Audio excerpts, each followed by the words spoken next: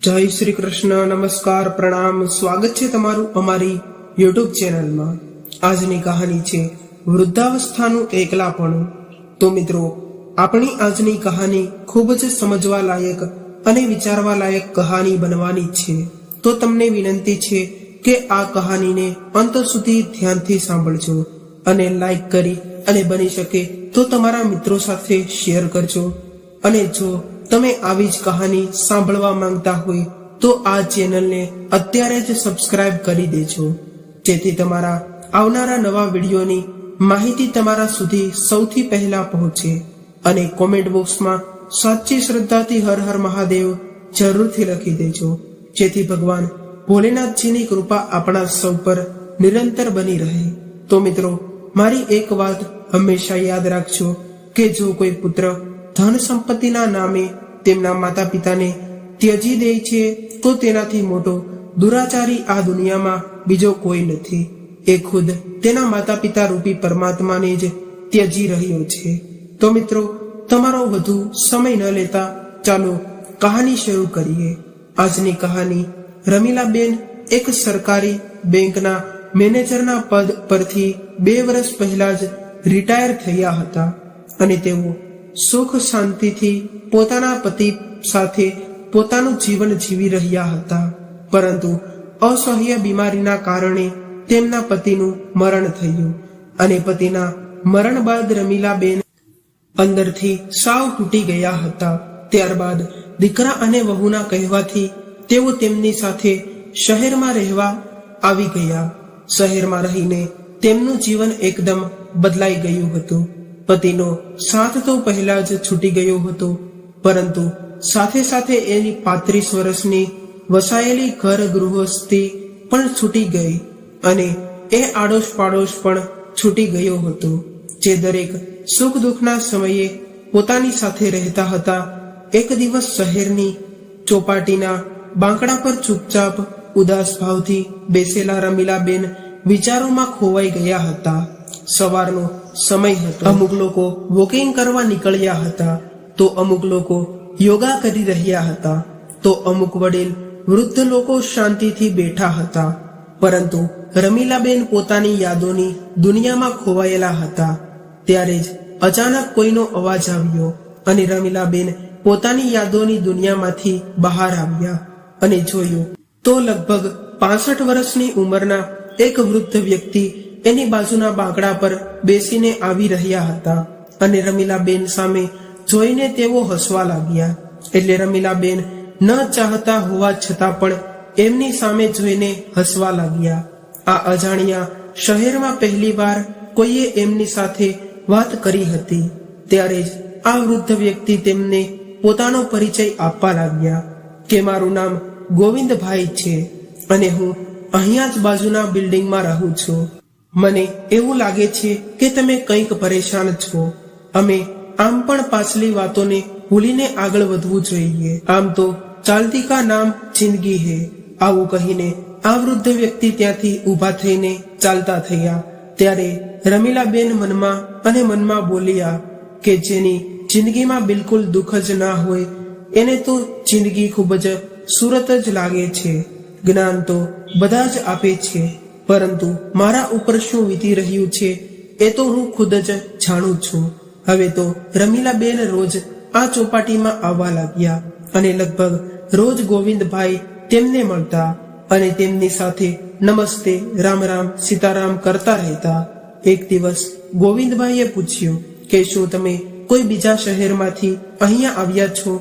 એટલે રમીલાબેને કહ્યું કે હા, હું પહેલા વડોદરામાં રહેતી હતી અને ત્યાં એક સરકારી બેંકમાં મેનેજર હતી, પણ રિટાયર થયા પછી હું ત્યાં એકલી રહેતી હતી। પછી મારા પતિ બીમારને કારણે મૃત્યુ પામ્યા। અહીં આ શહેરમાં મારો દીકરો અને વહુ નોકરી કરે છે અને અત્યારે મારા પૌત્રની સ્કૂલ બંધ છે, એટલા માટે એની દેખભાળ કરવા માટે મારો દીકરો અને વહુ મને અહીં લાવ્યા છે। મારા પતિના મરણ બાદ વડોદરામાં હું એકલી પડી ગઈ હતી અને મારી દીકરીનું સાસરું પણ આ જ શહેરમાં છે। ક્યારેક ક્યારેક મારી દીકરીને પણ મળી લઈશ એવું વિચારીને હું અહીં આવું છું। ત્યારે ગોવિંદભાઈએ કહ્યું કે તમારા આ શહેરમાં તમારું સ્વાગત છે. ચાલો તમને બીજા આપણી ઉંમરના લોકો સાથે મુલાકાત કરાવું. અહીં આ ચોપાટીમાં વડીલ વૃદ્ધ લોકોનું એક ગ્રુપ બન્યું છે અને અમે બધા લોકો સાથે બેસીને એકબીજાના સુખ દુઃખની વાતો કરીએ છીએ, ભગવાનનું નામ લઈએ છીએ અને ભજન કીર્તન કરીએ છીએ. આ વૃદ્ધ વ્યક્તિની આવી વાતો સાંભળીને રમીલાબેન ખૂબ ખુશ થયા અને એમણે આ ગ્રુપમાં સામેલ થવાની ઈચ્છા વ્યક્ત કરી. એટલે ગોવિંદભાઈએ વડીલોના ગ્રુપના અન્ય વ્યક્તિઓ સાથે તેમની મુલાકાત કરાવી. આ વૃદ્ધ લોકોના ગ્રુપમાં ઘણા બધા લોકો પોતાના જીવનની સાથીની ગુમાવી ચૂક્યા હતા, એટલા પડી ગયા હતા. પરંતુ રમીલાબેન એ જોઈને હેરાન રહી ગયા કે બધા જ વડીલો જિંદાદિલ અને ગર્વથી પોતાનું જીવન જીવી રહ્યા હતા. હવે આ લોકો સાથે મુલાકાત કરીને રમીલાબેનની તમામ ઉદાસીના દૂર થઈ ગઈ અને રોજ રોજ સવાર સાંજ આ વૃદ્ધ લોકોના ગ્રુપ સાથે મળીને તે વાતો કરીને પોતાનો સમય વિતાવવા લાગ્યા.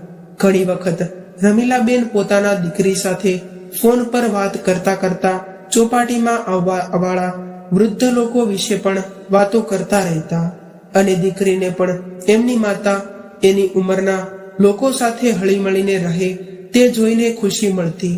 એક દિવસ રમીલાબેને જોયું કે ચોપાટીમાં આવવાવાળા દરેક વડીલ એનાથી મોટા હતા, પરંતુ બધા જ લોકો તંદુરસ્ત હતા અને તેઓ ખુદને અપ ટુ ડેટ કરતા હતા. અને જ્યારે ઘરે આવીને રમીલાબેને પોતાનો ચહેરો અરીસામાં જોયો તો એને એવું લાગ્યું કે સમય આવતા પહેલા જ મેં ખુદને વૃદ્ધ બનાવી લીધી છે. આવું વિચારીને તુરંત રમીલાબેન બજારમાંથી એક હેર કલર ખરીદી લાવ્યા અને પોતાના વાળમાં કલર લગાવી દીધો. ત્યારબાદ કબાટ ખોલીને એના પતિએ આપેલું સૌથી સારી સાડી પહેરી લીધી અને અરીસા સામે જોઈને હસીને બોલ્યા કે હવે બરાબર છે ને. હવે સાંજના સમયે જ્યારે રમીલાબેન ચોપાટીમાં જોવા બહાર નીકળ્યા અને એ જ સમયે તેમની વહુની નજર એની ઉપર પડી અને રમીલાબેનને જોઈને આશ્ચર્યચકિત થઈ ગઈ અને તેમની સાસુને કહેવા લાગી કે આ બધું શું છે માજી. તેમણે તરત જ એના પતિ ચેતનને બોલાવ્યો અને કહ્યું કે જુઓ તો ખરા, આખરે શું થઈ ગયું છે. તમારી માને શું અત્યારે તેમની ઉંમર છે આવા શણગાર કરવાની. અને જ્યારે દીકરાએ પોતાની માતાના તરફ જોયું તો તેના મોઢા આગળ હાથ રાખીને હસવા લાગ્યો અને ત્યારે તેમની વહુ બોલી કે માજી, આ બધું પહેરવાની હવે તમારી ઉંમર નથી રહી અને હવે તો પિતાજી પણ આ દુનિયામાં નથી રહ્યા અને તમે આવો શણગાર કરો એ સારું ના કહેવાય.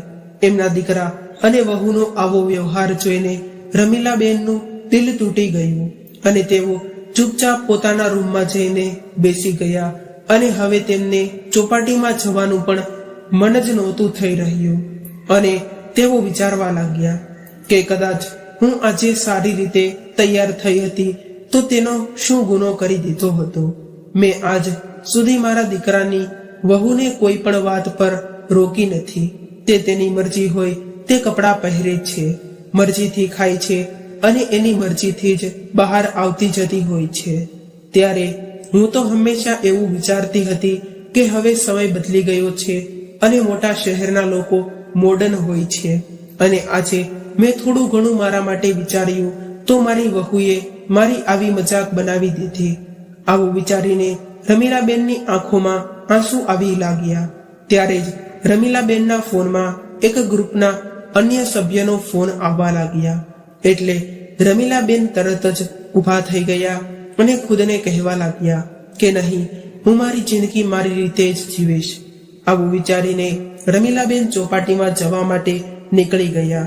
હવે રમીલાબેન ખુદ માટે જીવન જીવી રહ્યા હતા અને રેખા પેન્શનના પૈસા પર તેમને સારા એવા મળતા હતા અને એ પૈસા આજ દિવસ સુધી રમીલાબેન એના દીકરા અને વહુને આપતા રહ્યા હતા. પરંતુ આ મહિનાના પેન્શનના પૈસા રમીલાબેને દીકરાને ન આપ્યા અને ખુદ માટે વાપર્યા હતા. ચોપાટીમાં રમીલાબેનની ઘણી બધી સહેલીઓ પણ બની ગઈ હતી રમીલાબેનની તેમની સાથે માર્કેટમાં જઈને પોતાના માટે પોતાના પસંદની કપડાં વસ્તુઓ ખરીદી લીધી હતી. આ બધું જોઈને તેમની પુત્રવધૂને આ બધી વાતો ખટકી રહી હતી અને વહુ પોતાના પતિના કાન ભરવા લાગી અને કહેવા લાગી કે તમે માજીને આ બધું કરતા કેમ રોકતા નથી? તેઓ કેટલો બધો ફાલતુ ખર્ચો કરવા લાગ્યા છે અને હવે તો તેમના પેન્શનના પૈસા પણ આપણને નથી આપતા અને તેઓ આપણા ઘરે આવ્યા ત્યારથી આપણો ખર્ચો પણ વધી ગયો છે. પત્નીની વાતોમાં આવીને રમીલાબેનનો દીકરો રમીલાબેન પાસે આવ્યો અને કહેવા લાગ્યો કે માજી, આ મહિનાના પેન્શનના પૈસા તમે મને શા માટે નથી આપ્યા? દીકરાની આવી વાત સાંભળીને રમીલાબેન હેરાન રહી ગયા. ત્યારે જ એની વહુ બોલી, માજી, આ ઉંમરમાં આવા ખોટા ખર્ચાઓ કરો છો તે સારી વાત ન કહેવાય. તમે તો ચોપાટીમાં જવા લાગ્યા ત્યારથી આઝાદ પંછી જેમ ઉડવા લાગ્યા છો. ત્યારે જ રમીલાબેને કહ્યું કે વહુ, તમને બંનેને પૂરી આઝાદી આપી હતી, એટલે હવે તમે લોકો મારી આઝાદી નક્કી ન કરી શકો અને હું જે કંઈ પણ કરીશ એ મારી મરજીથી કરીશ. રમીલાબેનની આવી વાત સાંભળીને દીકરો અને વહુ ચૂપ થઈ ગયા. રમીલાબેન રસોઈ બનાવવામાં ખૂબ જ નિપુણ હતા. એક દિવસ રમીલાબેને પોતાના ઘરે ગાજરનો હલવો બનાવ્યો હતો. તેમણે તે હલવો ચોપાટીમાં તેઓ પોતાના વૃદ્ધ લોકોના ગ્રુપ માટે પણ લઈ ગયા હતા અને બધા લોકોને હલવો ખવડાવવા લાગ્યા. પરંતુ ગોવિંદભાઈએ હલવો ખાવાની ના પાડી. એટલે રમીલાબેને પૂછ્યું કે શું થયું તમને? ગાજરનો હલવો કેમ પસંદ નથી? એટલે ગોવિંદભાઈ કહેવા લાગ્યા કે ગાજરનો હલવો તો મને ખૂબ પસંદ છે, પણ મને ડાયાબિટીસ અને બ્લડ પ્રેશરની બીમારી રહે છે, એટલા માટે હું બહારનું નથી ખાતો અને ઘરે બનાવતા મને આવડતું નથી, એટલા માટે મેં ગાજરનો હલવો ખાવાનું જ છોડી દીધું છે. ત્યારે રમીલાબેને કહ્યું, તો શું તમારા માટે ઘરે કોઈ નથી? રમીલાબેનની વાત સાંભળીને ગોવિંદભાઈ કંઈ બોલ્યા જ નહીં અને એને આંખોમાંથી આંસુ નીકળવા લાગ્યા અને તેઓ ચૂપચાપ પોતાના ઘરે જવા નીકળી ગયા. હવે 2 દિવસ વીતી ગયા, પરંતુ ગોવિંદભાઈ ચોપાટીમાં આવ્યા જ નહીં.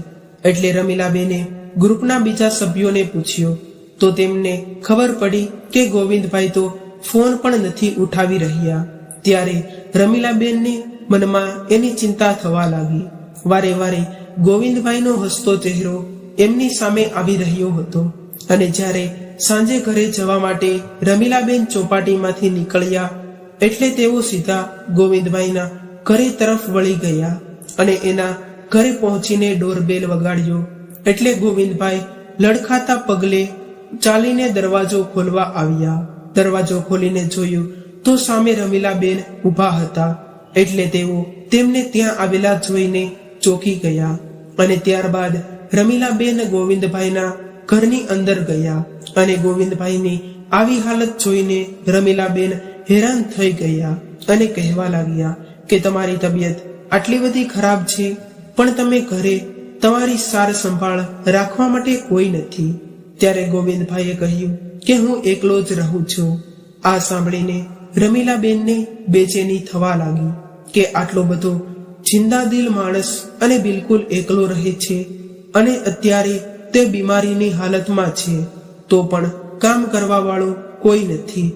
ત્યારબાદ રમીલાબેને તેના ગ્રુપના અન્ય સભ્યોને ફોન કરીને ગોવિંદભાઈના ઘરે બોલાવ્યા. ગોવિંદભાઈએ તો ઘણી ના પાડી, પરંતુ રમીલાબેને કહ્યું કે શું વાત કરી રહ્યા છો તમે? જે વ્યક્તિએ મને જીવવાનું શીખવાડ્યું છે એવા વ્યક્તિને હું એકલા કેવી રીતે છોડી શકું? થોડી વારમાં એની મદદ માટે એમનું આખું ગ્રુપ આવી ગયું અને ગોવિંદભાઈને ડોક્ટર પાસે લઈ ગયા અને ગોવિંદભાઈનો ઈલાજ કરાવ્યો. પરંતુ ડોક્ટરે એને ખાવા પીવાનું ધ્યાન રાખવાનું કહ્યું હતું અને ગોવિંદભાઈના ઘરે ખાવા પીવાની સમસ્યા હતી. એટલે રમીલાબેન સહિત ગ્રુપની અન્ય મહિલાઓએ પોતાના ઘરે 3 ટાઈમનું ભોજન બનાવીને ગોવિંદભાઈને આપવાની જવાબદારી લીધી. હવે સમય સમય પર રમીલાબેન એને દવા આપવાની સલાહ આપતા રહેતા હતા. થોડા દિવસોમાં જ ગોવિંદભાઈ બિલકુલ સ્વસ્થ થઈ ગયા અને પાછા ચોપાટીમાં આવવા લાગ્યા. એક દિવસ રમીલાબેને એને પૂછી લીધું કે શું તમારું આ દુનિયામાં કોઈ નથી રહ્યું? જ્યારે આજે રમીલાબેનની વાત સાંભળીને ગોવિંદભાઈ ટાળી ન શક્યા અને પોતાના અતીતના પન્ના એક એક કરીને ખોલવા લાગ્યા અને કહેવા લાગ્યા કે શું એ દિવસો હતા કે જ્યારે મારા વિવાહ થયા હતા, કેટલા બધા સપના સજાવ્યા હતા અમે બંને પતિ પત્નીએ, પરંતુ વિવાહના 10 વર્ષ સુધી અમારા ઘરે કોઈ સંતાન નહોતું થયું. ઘણી બધી દવાઓ લીધી, ત્યારબાદ અમારા ઘરે એક દીકરાનો જન્મ થયો અને મારા નાના એવા પરિવારમાં અમે લોકો ખૂબ જ ખુશ હતા. પરંતુ આ ખુશી કદાચ ભગવાનને મંજૂર નહોતી, જેથી હજુ તો મારો દીકરો 5 વર્ષનો થયો હતો ત્યારે જ મારી પત્નીનું એક અકસ્માતને કારણે મરણ થયું. આટલું બોલતા બોલતા ગોવિંદભાઈની આંખોમાં શું આવી ગયા.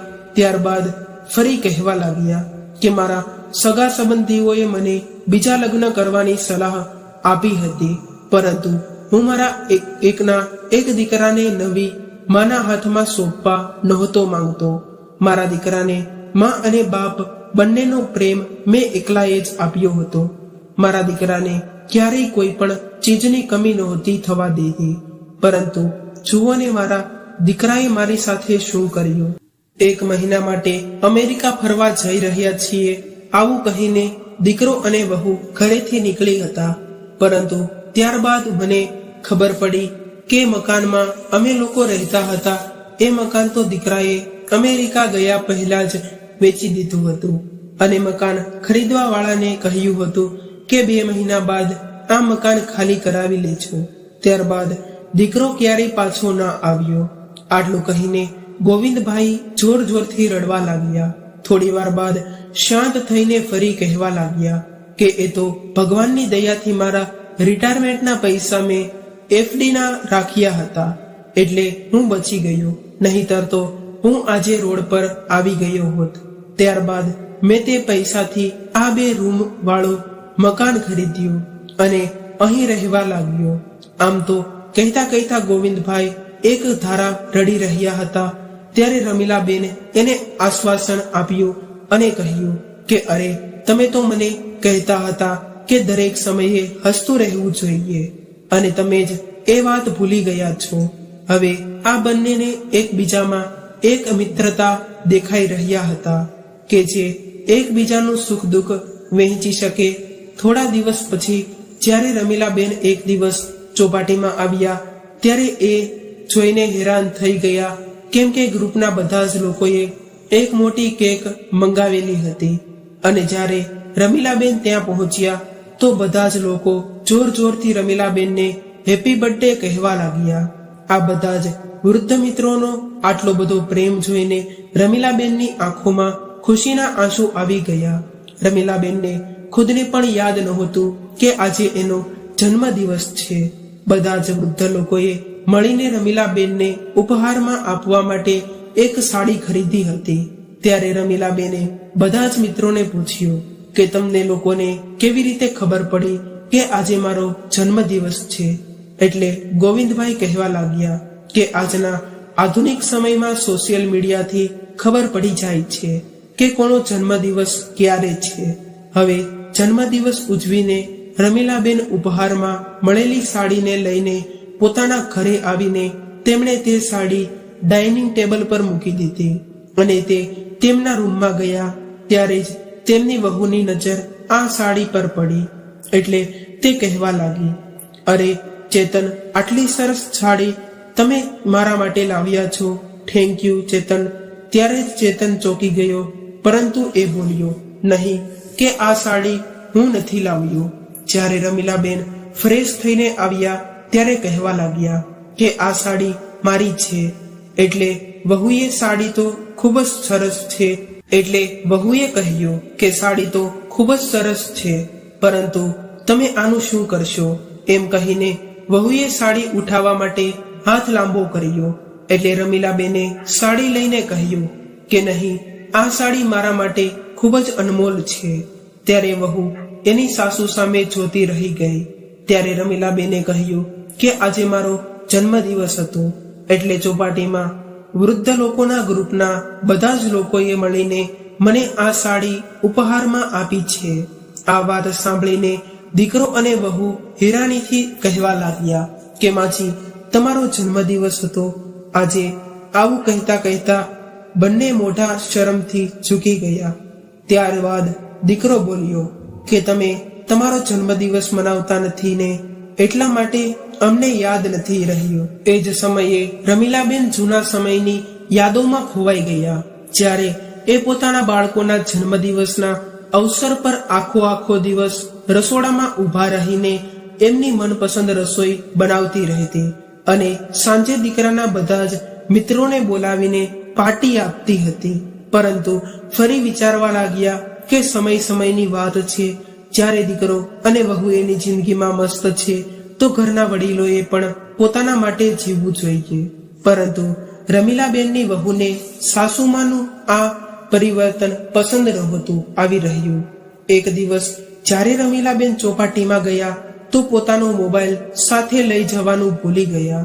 એ દિવસે વહુ અને દીકરો જલ્દી આવી ગયા હતા અને વહુની નજર સાસુમાના મોબાઈલ પર પડી, એટલે મોબાઈલ ઉઠાવીને ચેક કરવા લાગી. પરંતુ જ્યારે તેણે જોયું કે સાસુમાં વોટ્સએપ અને ફેસબુક પણ યુઝ કરે છે, તો વહુ આ જોઈને હેરાન રહી ગઈ અને પોતાના પતિના કાન ભરવા લાગી અને કહેવા લાગી કે જુઓ, માજીના મોબાઈલમાં ગોવિંદભાઈએ મોકલાવેલા ગુડ મોર્નિંગ અને ગુડ નાઇટના મેસેજ જુઓ.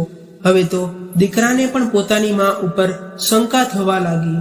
બસ પછી તો શું થયું હતું?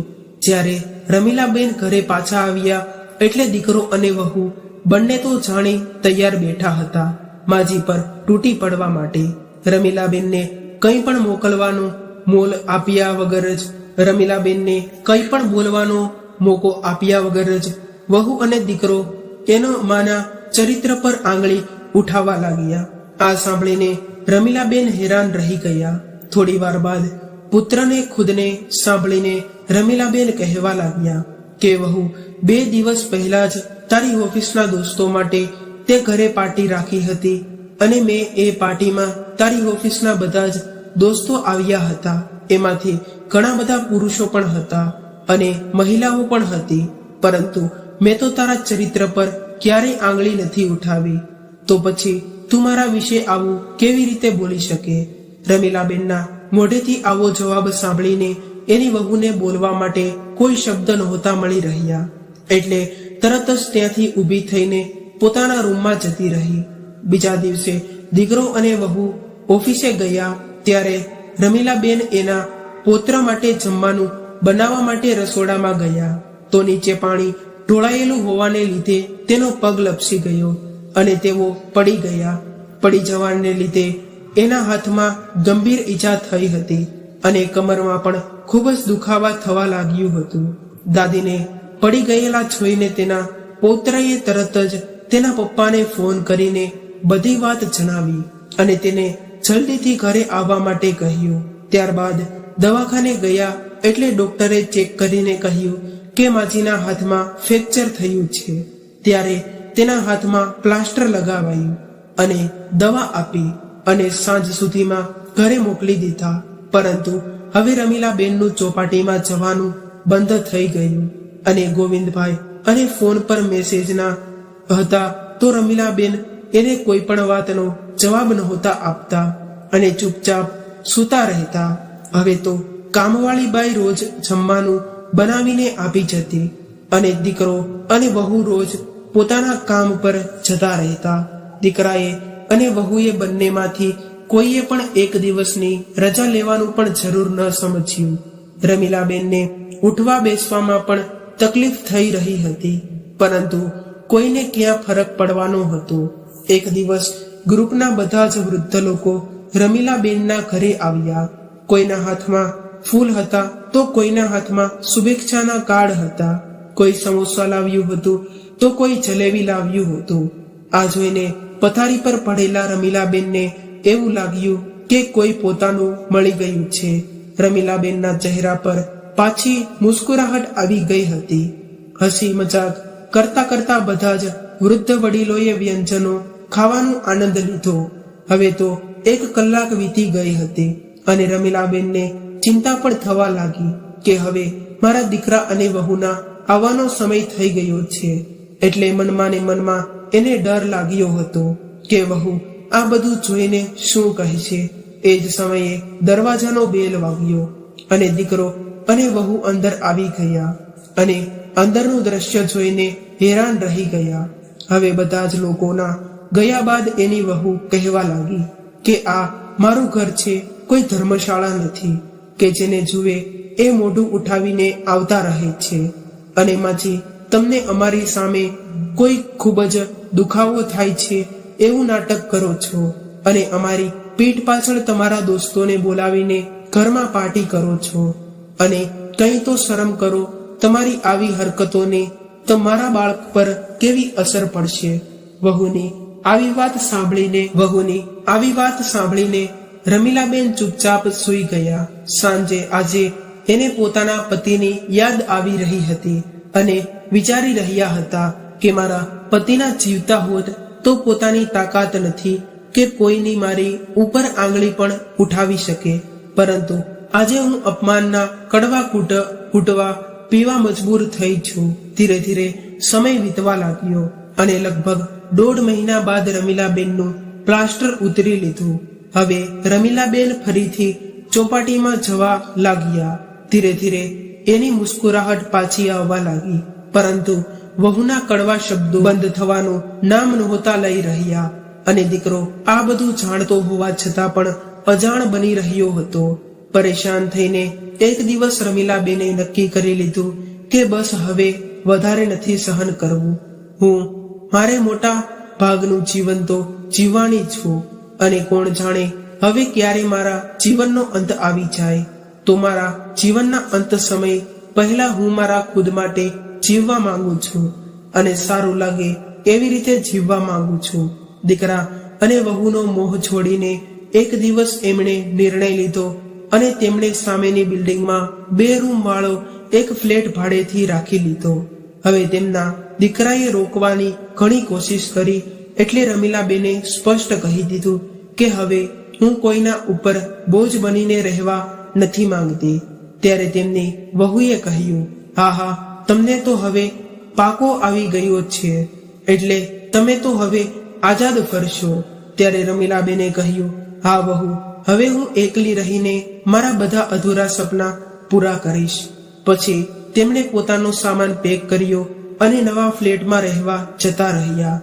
રમીલાબેનનું એટલું તો પેન્શન આવતું હતું કે એક કામવાળી બાઈ રાખી શકે અને પોતાનો ખર્ચો આરામથી કાઢી શકે.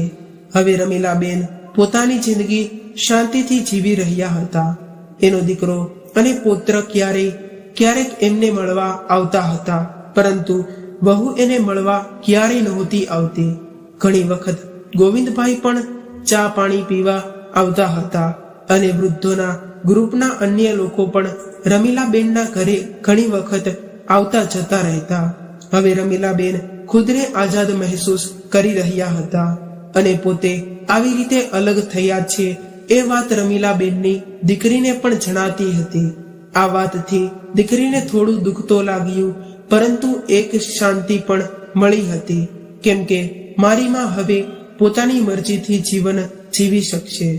એક દિવસ રમીલાબેન આશ્ચર્યમાં પડી ગયા જ્યારે એમને પોતાના દરવાજા પર દીકરીની સાથે વહુને આવેલી જોઈ. હજુ તો રમીલાબેન કાંઈ પૂછે એના પહેલા જ એની વહુ અંદર આવી ગઈ અને કહેવા લાગી કે માજી, તમને થોડી ઘણી પણ શરમ છે કે નહીં? તમને ખબર છે કે સોસાયટીના લોકો તમારા વિશે કેવી વાતો કરી રહ્યા છે. આખરે તમારા અને ગોવિંદભાઈ વચ્ચે શું ચાલી રહ્યું છે? ત્યારે જ રમીલાબેને કહ્યું કે બેટા, મારે દુનિયાના લોકોની વાતોથી કાંઈ ફરક નથી પડતો. મને ફક્ત એટલી ખબર છે કે મેં મારી આખી જિંદગી જવાબદારીઓથી નિભાવતા જ વિતાવી છે અને મારા વિશે તો હું વિચારવાનું જ ભૂલી ગઈ હતી. એટલે હવે બાકીની વધેલી જિંદગી હું હસી ખુશીથી વિતાવવા માંગુ છું અને મને એવું નથી લાગતું કે મારા જીવનથી કોઈને પરેશાન થવું જોઈએ. અને રહી વાત ગોવિંદભાઈની, તો એમને તો મને જીવવાના શીખવાડ્યું છે, નહીંતર તો હું પૂરેપૂરી તૂટી ગઈ હતી. ત્યારે તેનો દીકરો કહેવા લાગ્યો કે માં, તમે આ લોકોને જાણતા નથી. આવા લોકો પોતાનાપણું બતાવીને ભોળા લોકોને લૂંટે છે. એટલે રમીલાબેને કહ્યું કે દીકરા, મેં મારા વાળ તડકામાં રહીને સફેદ નથી કર્યા. અને આમ તો જેને પોતાના ઓને લૂંટી લીધા હોય અને બીજા શું લૂંટી શકે, તે મારી પાસે વધવા દીધું છે, કઈ કે બીજા કોઈ લૂંટી શકે. ગોવિંદભાઈ એના દરવાજાની બહાર ઊભા રહીને આ બધી જ વાતો સાંભળી રહ્યા હતા. અને તેઓ અંદર આવ્યા એટલે એને જોઈને રમીલાબેનના દીકરા અને વહુનું મોઢું ખુલ્લું રહી ગયું. અને ગોવિંદભાઈને જોઈને દીકરો અને વહુ ઘરની બહાર જવા લાગ્યા. ત્યારે જ ગોવિંદભાઈને કહ્યું કે દીકરા, શરમ તો રમીલાબેનને જ નહીં, પરંતુ તારી જેવા લોકોને આવવી જોઈએ. કેમ કે કોઈના ચારિત્ર પર આંગળી ઉઠાવવા પહેલા તમે લોકો એકવાર પણ નથી વિચારતા. અને તમે લોકો જાણવા માંગો છો કે તમારી માં શું કરે છે.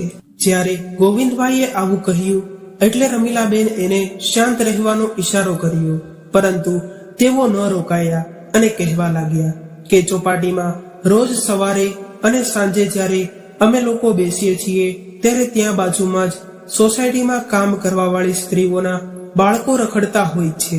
અને નાની નાની ઉંમરમાં એ બાળકો ખરાબ આદતોના શિકાર થઈ રહ્યા છે. અને એ ગરીબ લોકો પાસે એટલા પૈસા નથી હોતા કે એ પોતાના બાળકોને ભણાવી ગણાવી શકે. તમારી સાસુમાં આવા લોકોને ભણાવવાનું અને એની જિંદગીમાં સુધાર લાવવાનું વિચારી રહી છે. અને એ સ્કૂલ ખોલવા માટે માંગે છે, જેનાથી એટલા પણ ગરીબ બાળકો શિક્ષિતની વંચિત રહી જાય છે, એને મફતમાં શિક્ષણ મળી શકે. તમારી માં ગરીબોની મદદ કરીને પોતાની વૃદ્ધાવસ્થાને સાર્થક કરવા માંગે છે.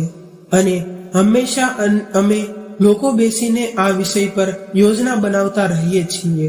અને અમારી એક સંસ્થા સાથે પણ વાત ચાલી રહી છે. એ સંસ્થા અમારા આ કામમાં મદદ કરશે. અને તમારી માતાનું વર્ષો પહેલાનું સપનું હવે સહકાર થવા જઈ રહ્યું છે. પરંતુ આજે તમારી માં વિશે તમારા આવા વિચાર જાણીને મને મહેસૂસ થઈ રહ્યું છે કે સારું થયું કે મારો દીકરો અને મને વહેલા જ છોડીને જતો રહ્યો. હેરાન કરવા વાળી વાત તો એ છે કે એક મા માટે દીકરો અને વહુ આવું કઈ રીતે કરી વિચારી શકે.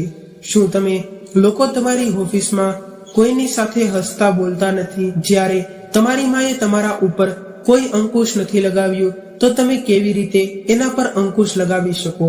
હવે રમીલાબેનના દીકરા અને વહુ પાસે આ વાતનો કોઈ જવાબ નહોતો, એટલે તેઓ ચૂપચાપ ત્યાંથી જતા રહ્યા.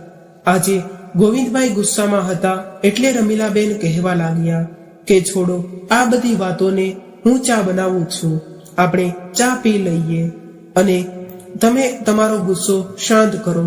રમીલાબેનની આ વાતો સાંભળીને ગોવિંદભાઈ હસવા લાગ્યા અને કહ્યું કે આપણી મહેનત રંગ લાવી છે અને તેને સંસ્થા તરફથી સ્કૂલ શરૂ કરવા માટે બાજુમાં જ એક મકાન મળી ગયું છે. રમીલાબેન આ સાંભળીને ખૂબ ખુશ થઈ ગયા. થોડા દિવસમાં જ આ મકાનમાં એક સ્કૂલ શરૂ કરાવી દીધી. હવે બધા જ ભણેલા ગણેલા વૃદ્ધ વડીલો બાળકોને ભણાવવાનું કામ કરવા લાગ્યા. બધા જ લોકોએ દિલ ખોલીને મદદ કરી. શરૂઆતમાં તો સ્કૂલમાં ફક્ત 20 બાળકો આવતા હતા, પરંતુ ધીમે ધીમે કરીને સંસ્થા વધતી ગઈ. જોતજોતામાં આ સ્કૂલ શહેરમાં ચર્ચાઓનો વિષય બની ગઈ. રમીલાબેન અને એમની સાથે કામ કરવાવાળા અન્ય વડીલોએ પણ જીવન જીવવાનો એક લક્ષ્ય મળી ગયો હતો. એક દિવસ રમીલાબેનની દીકરી તેમની પાસે થોડા દિવસ માટે રોકાવા આવી ગઈ અને જ્યારે તે ભાઈ ભાભીને મળવા માટે ગઈ તો ભાઈ અને ભાભીએ તેમને ગોવિંદભાઈ વિશે જણાવ્યું અને તે પણ કહ્યું કે તું માને સમજાવજે. પરંતુ રમીલાબેનની દીકરીને એની માની અંદર કોઈ પણ ખરાબ નજર નહોતી. આવું ઉલટા તો એમને જોયું કે માના ચહેરા પર ફરીથી મુસ્કુરાહટ આવી ગઈ છે. પોતાની વૃદ્ધાવસ્થામાં એ ખૂબ જ ખુશીથી જીવન જીવી રહી છે. આ બધા જ વડીલ વૃદ્ધ મિત્રોની મિત્રતા નિસ્વાર્થ હતી અને આ દુનિયાની સમજની બહાર હતી. એટલા બેઠા આવું બધું વિચારતા રમીલાબેનની દીકરીની નજર આજુબાજુમાં રાખેલા અખબાર ઉપર ગઈ અને એમાં છાપેલી એક ખબર વાંચતા લાગી. અખબારમાં લખ્યું હતું કે વૃદ્ધાવસ્થામાં જ્યારે બાળકો જ સાથ છોડી દે છે ત્યારે એકલી માં અને એકલા પિતા ક્યાં જશે? એટલે 65 વર્ષના વૃદ્ધ વડીલે 63 વર્ષની વૃદ્ધ મહિલા સાથે વિવાહ કર્યા અને પોતાની ગૃહસ્થી ફરીથી વસાવી અને બંને ખૂબ ખુશ છે. આવી ખબર વાંચીને રમીલાબેનની દીકરીના મનમાં એક વિચાર આવ્યો. જ્યારે રમીલાબેન ઘરે આવ્યા તો દીકરીએ પોતાને માને ગોવિંદભાઈ સાથે વિવાહ કરવાનો પ્રસ્તાવ રાખ્યો અને કહ્યું કે તમારા બંનેની દોસ્તીને આ દુનિયા નથી સમજતી, તો આપણે આ દોસ્તીને એક નામ આપી દઈએ. અને ત્યારબાદ દીકરી રમીલા બેન અને ગોવિંદભાઈ સામે જઈને કહેવા લાગી કે શું તમે બંને જીવન સાથી બનવાનું પસંદ કરશો? ત્યારે રમીલાબેન કહેવા લાગ્યા કે શું બોલી રહી છે તું? આ ઉંમરમાં અમારા વિવાહ કરાવીને તું શું તમારા જીવન પર દાગ લગાવવા માંગે છે? આ દુનિયા શું કહેશે? મા દીકરીની વાતો સાંભળીને ગોવિંદભાઈ થોડીવાર માટે ચૂપ રહ્યા. એના મગજમાં ઘણા બધા સવાલો આવી રહ્યા હતા. રમીલાબેનના ગુસ્સાને જોઈને ગોવિંદભાઈ કંઈ ન બોલ્યા અને પોતાના ઘરે જતા રહ્યા. થોડીવાર બાદ રમીલાબેનની દીકરીએ એને સમજાવ્યા કે માં, જીવનની રાહમાં કદાચ કોઈ સારો સાથી મળી રહ્યો હોય તો એકબીજાને સહારો આપવામાં કોઈ નુકસાન નથી હોતું. એટલે રમીલાબેન વિચારવા લાગ્યા. પોતાના પતિની તસવીર સામે બેસી ગયા અને એનું મન બેચેન થઈ રહ્યું હતું અને વિચારવા લાગ્યા કે હું મારા પતિ સાથે દગો નહીં કરું શકું. પરંતુ ફરી વિચારવા લાગ્યા કે મારા પતિએ પણ એવું જ ચાહતા હતા કે મારા ચહેરા પર હંમેશા મુસ્કુરાહટ બનેલી રહે. મારી આંખોમાં આંસુ જોઈને એ તો બેચેન થઈ જતા હતા. તો પછી દોસ્તીને એક સંબંધનું નામ આપી દઈએ તો શું દુનિયાનું મોટું બંધ થઈ જશે? આ બાજુ ગોવિંદભાઈને પણ આ સંબંધથી કોઈ પરેશાની નહોતી. એને ફક્ત એ વાતની ચિંતા હતી કે સમાજ અમારા બંને પર આંગળી ન ઉઠાવે. અને જ્યારે રમીલાબેનને ના દીકરા અને વહુ પાસે આ પહોંચી ત્યારે એટલે એ બંને ભડકી ગયા. આ બંને તો આ સંબંધનો હંમેશા વિરોધ કરતા હતા. સોસાયટીમાં દરેક વ્યક્તિ એના વિશે વાતો કરી રહ્યા હતા. કોઈ એની હિંમતની પ્રશંસા કરી રહ્યો હતો તો કોઈ એને મજાક ઉડાડી રહ્યા હતા. 2 દિવસ વીતી ગયા એટલે અચાનક મીડિયાના લોકો રમીલાબેનની સ્કૂલ સામે પહોંચી ગયા અને રમીલાબેનને આ સંબંધ વિશે સવાલ કરવા લાગ્યા. પરંતુ રમીલાબેન હેરાન હતા કે મીડિયા સુધી આ વાત કેવી રીતે પહોંચી. અને આ બાજુ રમીલાબેનની વહુ પાછળ ઊભી હસી રહી હતી અને સાસુ વિશે વિચારી રહી હતી કે આવી હતી મોટી હિંમત બનાવવા આવ્યા હતા, હવે આની આખી દુનિયાને જવાબ શું આપશે? ત્યારે એને ખબર પડશે કે ચારે બાજુ જાણે હંગામો થઈ રહ્યો હોય એવો માહોલ બન્યો હતો. પરંતુ રમીલાબેને મીડિયાવાળાને એ પૂછ્યું કે શું એ વાત સાચી છે? પરંતુ રમીલાબેને વિચારી લીધું હતું કે આજે હું ચૂપ નહીં રહું. જ્યારે મીડિયાવાળાઓએ પૂછ્યું કે શું એ વાત સાચી છે કે તમે આ ઉંમરમાં પણ લગ્ન કરી રહ્યા છો અને શું તમારી સ્કૂલના બાળકોને પણ તમે આવી શિક્ષા આપવાના છો? ત્યારે રમીલાબેને ખુદને મજબૂત બનાવીને એક ઊંડો શ્વાસ લીધો અને કહેવા લાગ્યા કે હા, આ વાત બિલકુલ સાચી છે કે અમે બંને વિવાહ કરવાના છીએ. પરંતુ આ વિવાહ કરવા માટે અમને મજબૂર કરવા વાળું કોણ છે? આ સમાજ અમારો વિવાહ કરવાનો ઈરાદો ફક્ત અમારું એકલાપણું દૂર કરવાનો છે. અરે જે એકલાપણું આજની નવી યુવા પેઢીએ અમને આપ્યું છે અને આ બધા જ લોકો સાથે હસતા બોલતા રહેવાનું અમને પણ સારું લાગે છે. અને કદાચ અમે બંને એકબીજાની સાથે હશું તો એ વાત સમાજને પસંદ નથી. ત્યારે જ ગોવિંદભાઈ આવ્યા અને રમીલાબેનનો હાથ પકડીને કહેવા લાગ્યા કે વિવાહ કરવાનો નિર્ણય અમે એટલા માટે લીધો છે કે સમાજની સામે અમારા સંબંધ પર એક મહોર લાગી જાય અને ત્યારબાદ સમાજને અમારો હસવાનું અને બોલવાનું ખટકે નહીં. અને હજુ પણ કદાચ કોઈના મનમાં કોઈ સવાલ હોય તો પૂછી લ્યો. ત્યારે લોકોમાંથી તાળીઓનો અવાજ આવવા લાગ્યો અને આ તાળીઓનો રમીલાબેન અને ગોવિંદભાઈના વૃદ્ધ વડીલ મિત્રો વગાડી રહ્યા હતા. જોત જોતામાં આખી સ્કૂલ તાળીઓના અવાજથી ગુંજી ઉઠી અને બધા જ લોકો એમની સાહસની સહાયતા કરવા લાગ્યા. તો મિત્રો, આજની કહાની તમને કેવી લાગી કોમેન્ટ કરીને જરૂર જણાવજો. અને જો કહાની પસંદ આવી હોય તો વિડીયોને લાઈક અને તમારા મિત્રો સાથે શેર કરજો. જો આવી જ કહાની સાંભળવા માંગતા હોય તો આ ચેનલને સબસ્ક્રાઇબ જરૂરથી કરજો. તો ચાલો ફરી મળીશું એક નવી કહાની સાથે. ત્યાં સુધી તમામ મિત્રોને જય શ્રી કૃષ્ણ, રાધે રાધે, હર હર મહાદેવ. આ વિડીયોને પૂરી સાંભળવા માટે તમારો ખૂબ ખૂબ આભાર. Thank you.